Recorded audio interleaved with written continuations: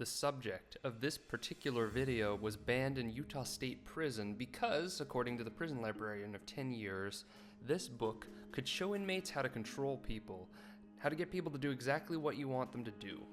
Which is, coincidentally, great for business. So, outside of prison walls, of course, it's a smash hit.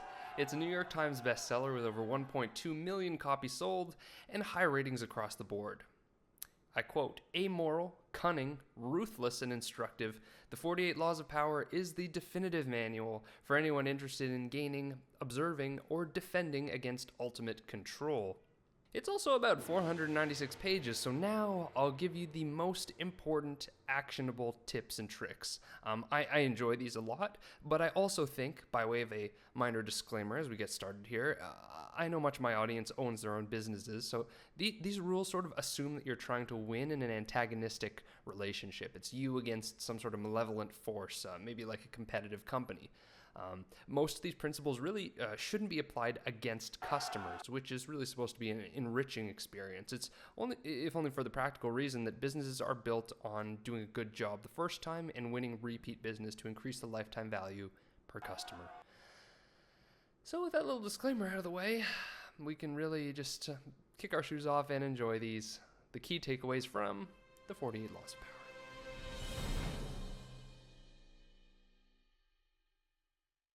Never outshine the master. What does that mean? Always make those above you feel comfortably superior.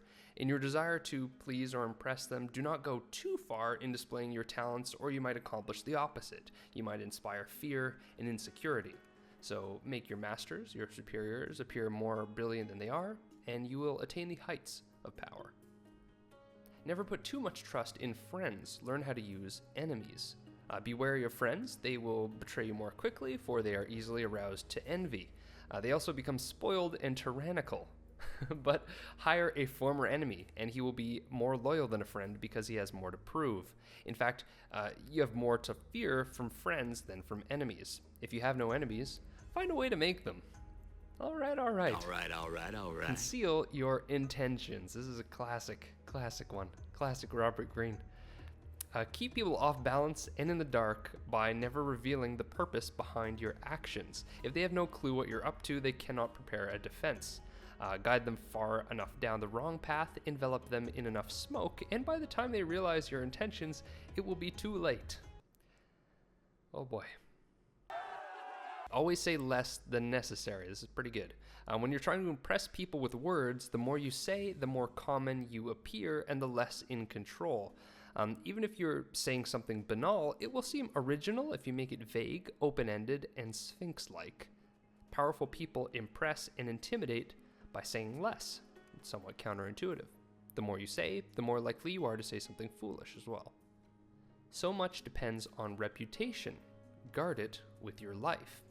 Reputation is the cornerstone of power. Through reputation alone, you can intimidate and win.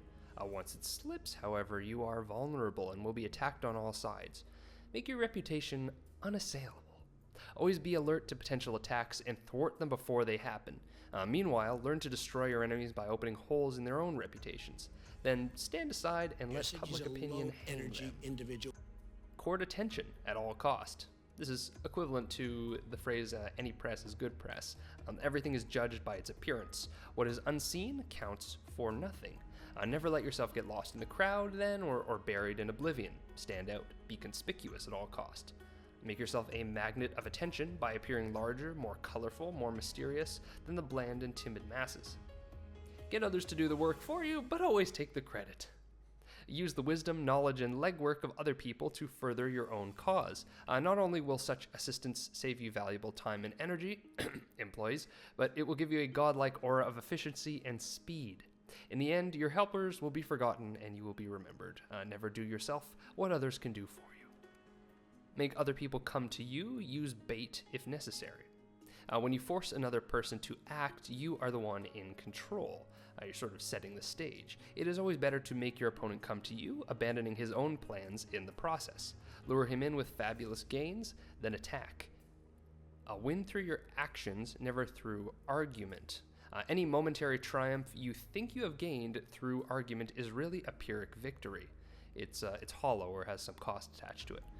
The resentment and ill will you stir up is stronger and lasts longer than any momentary change of opinion. It is much more powerful to get others to agree with you through your actions without saying a word. Demonstrate, do not explicate. So in a business relationship, for example, you might just want to run an A/B test as opposed to argue it out. Takes the feelings out of it. No! Infection. Avoid the unhappy and unlucky. You can die from someone else's misery. Emotional states are as infectious as diseases. You may feel that you're helping the drowning man, but you are precipitating your own disaster. The unfortunate sometimes draw misfortune on themselves. They will also draw it on you. Associate with the happy and fortunate instead. This one is dank. Learn to keep people dependent on you. To maintain your independence, you must always be needed and wanted. The more you are relied on, the more freedom you have. Make people depend on you for their happiness and prosperity, and you have nothing to fear. Never teach them enough so they can do without you. This is just a very sort of a cynical view on providing value to the market. Use selective honesty and generosity to disarm your victim. So one sincere and honest move will cover over dozens of dishonest ones. Open-hearted gestures of honesty and generosity bring down the guard of even the most suspicious people. Once your selective honesty opens a hole in their armor, you can deceive and manipulate them at will. A timely gift, a Trojan horse, will serve the same purpose. Again, perhaps in a more positive framing, Tim Ferriss often says that he opens up his interviews by disclosing something personal about himself, so that the reciprocity from the guest kicks in and they feel more at home and more likely to share because something personal has already been divulged on behalf of the interviewer, which goes for all social relations. But this tip goes to say that, you can trade something trivial for perhaps something meaningful and gain the upper hand. Do with that what you will. When asking for help, appeal to people's self-interest, never to their mercy or gratitude. I think this is universally true. If you need to turn to an ally for help, do not bother to remind him of your past assistance and good deeds. He will find a way to ignore you. Instead, uncover something in your request or in your alliance with him that will benefit him and emphasize it out of all proportion. He will respond enthusiastically when he sees something to be gained for himself. So I think, just always think about incentives is another way to put it. I think that's Charlie Munger. Pose as a friend, work as a spy. Knowing about your rival is critical. Use spies to gather valuable information that will keep you a step ahead. Better still, play the spy yourself. In polite social encounters, learn to probe.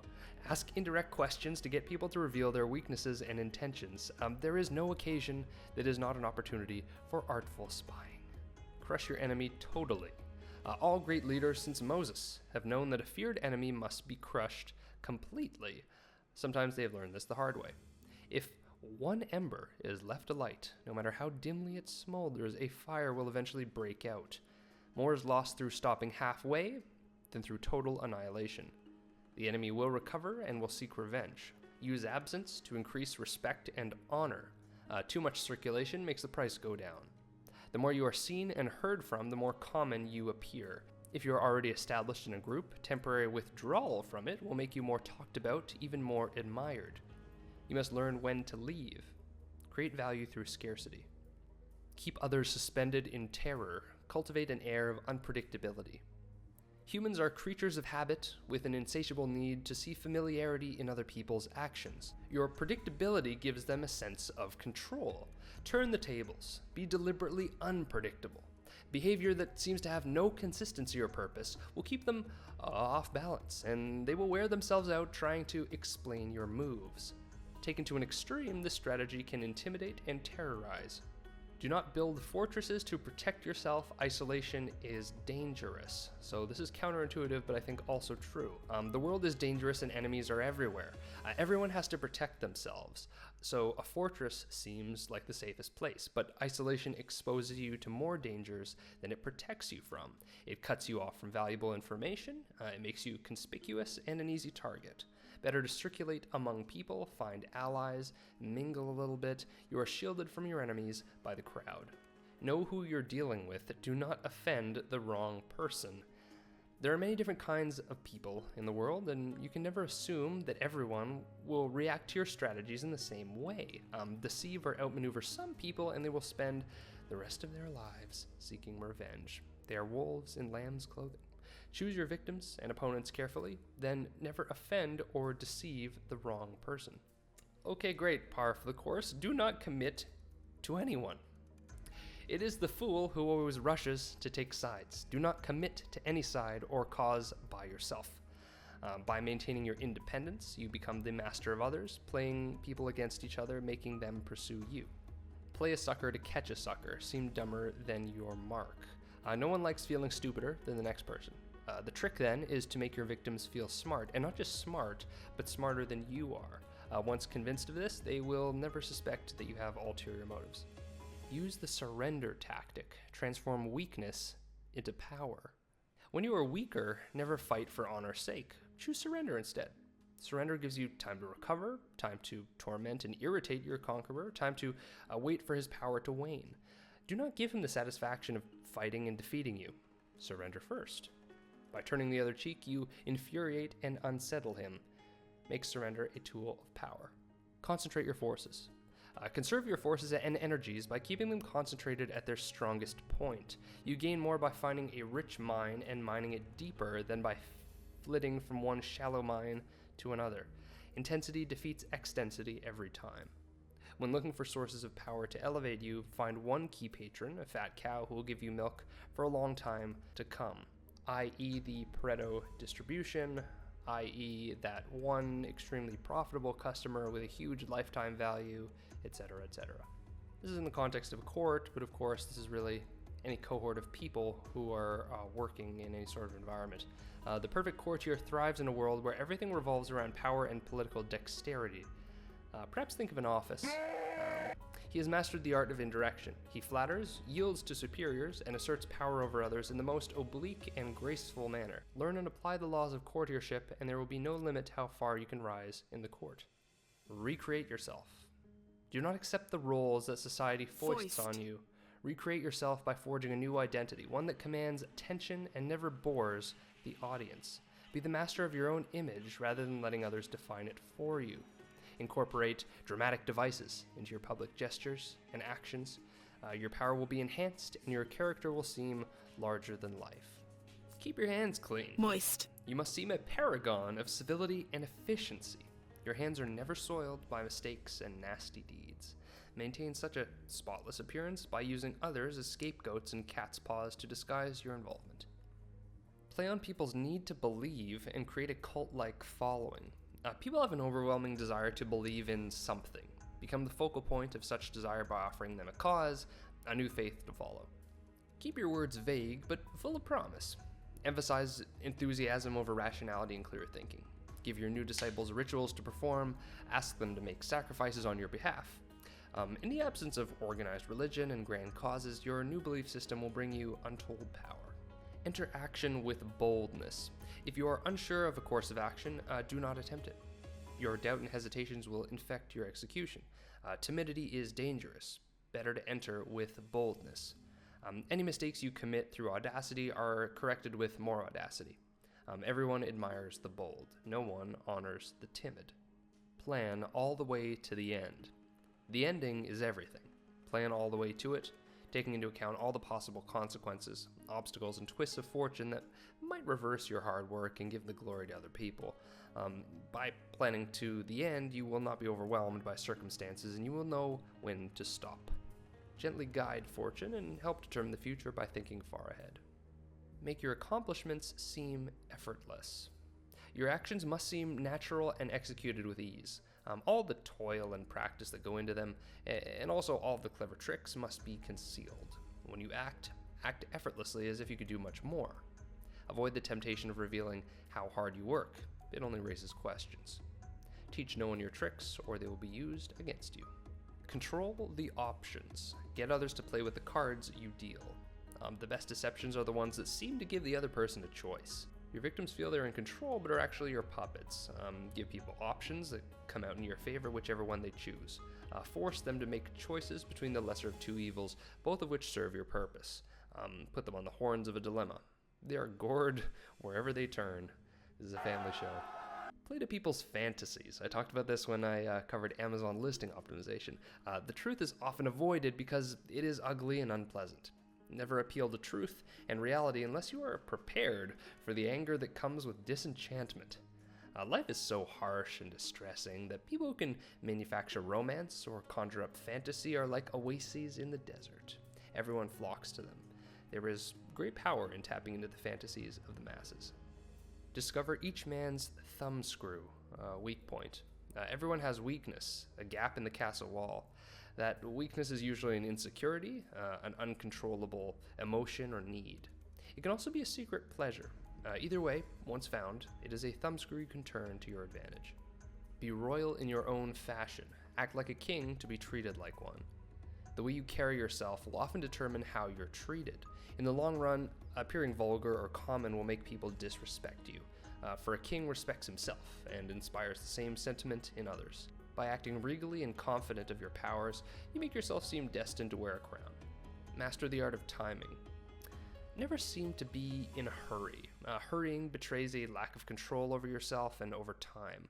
Always be patient, as if you know that everything will come to you eventually.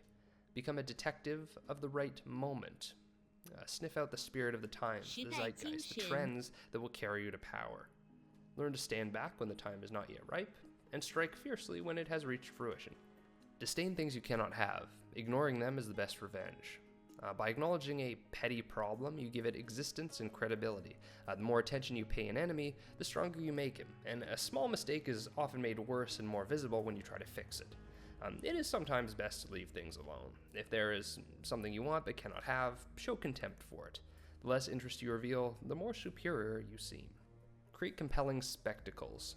Striking imagery and grand symbolic gestures create the aura of power. Everyone responds to them. Stage spectacles for those around you. Dazzled by appearances, no one will notice what you're really doing. No! Think as you like, but behave like others. If you make a show of going against the times, flaunting your unconventional ideas in an unorthodox way, people will think that you only want attention and that you look down on them. They'll find a way to punish you for making them feel inferior. It is far safer to blend in and nurture the common touch. Share your originality only with tolerant friends and those who are sure to appreciate the uniqueness. Stir up waters to catch fish. Anger and emotion are strategically counterproductive. You must always stay calm and objective, but if you can make your enemies angry by staying calm yourself, you gain a decided advantage. Put your enemies off balance.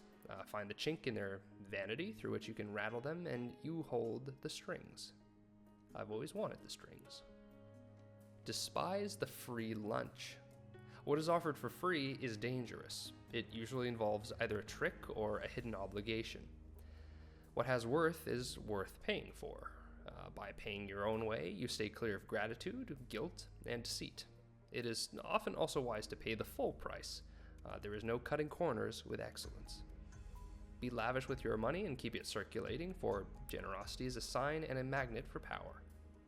Avoid stepping into a great man's shoes. What happens first always appears better and more original than what comes after. If you succeed a great man or have a famous parent, you will have to accomplish double their achievements to outshine them. Do not get lost in their shadow or stuck in a past not of your own making. Establish your own name and identity by changing course. Strike the shepherd and the sheep will scatter. Trouble can often be traced to a single strong individual, the stirrer, the arrogant underling, the poisoner of goodwill, if you will, which you will. If you will allow such people room to operate, others will succumb to their influence. Do not wait for troubles they cause to multiply. Do not try to negotiate with them. They are irredeemable. Neutralize their influence by isolating or banishing them. Strike at the source of the trouble, and the sheep will scatter. It's also Pareto's principle in some sense. Work on the hearts and minds of others. Coercion creates a reaction that will eventually work against you. You must seduce others into wanting to move into your direction. A person you have seduced becomes your loyal pawn, and the way to seduce others is to operate on their individual psychologies and weaknesses. Soften up the resistant by working on their emotions, playing on what they hold dear and what they fear. Ignore the hearts and minds of others, and they will grow to hate you. Disarm and infuriate with the mirror effect. The mirror reflects reality, but is also the perfect tool for deception. When you mirror your enemies doing exactly as they do, they cannot figure out your strategy. The mirror effect mocks and humiliates them, making them overreact. By holding up a mirror to their psyches, you seduce them with the illusion that you share their values.